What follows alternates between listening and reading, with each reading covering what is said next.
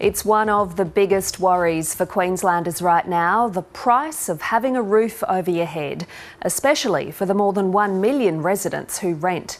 The state government has tried to ease some of the pressure by announcing limits on the frequency of rent rises. Under its plans, landlords will only be able to hike rents once per year. But by how much? There's no mention of any cap on the increase.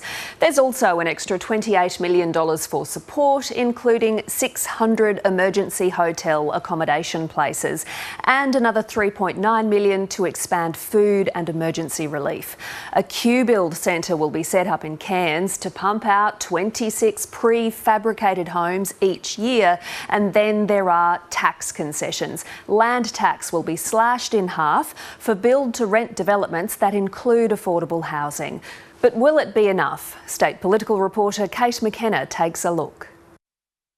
Stacey Paul works full-time but says a rent rise will stretch her to the limit. I think I may have $20 left each week at the end of my budget. From June, her rent is going up by $250 a week to $570. I think probably skipping meals but making sure my son can eat, but for myself maybe not so much. The dire housing situation across the state has prompted the government to hold a second roundtable with stakeholders behind closed doors in a bid to ease the affordability crisis. Its plans to limit rent rises to once a year instead of every 6 months will require law changes. This is fair and is required at a time when we have seen the cost of living soar and families continue to struggle. And could take effect in July, but advocacy groups say it doesn't go far enough. It may help a small proportion of people who are renting. We would have preferred to also see a limit on the amount of those increases because tenants simply can't afford to pay.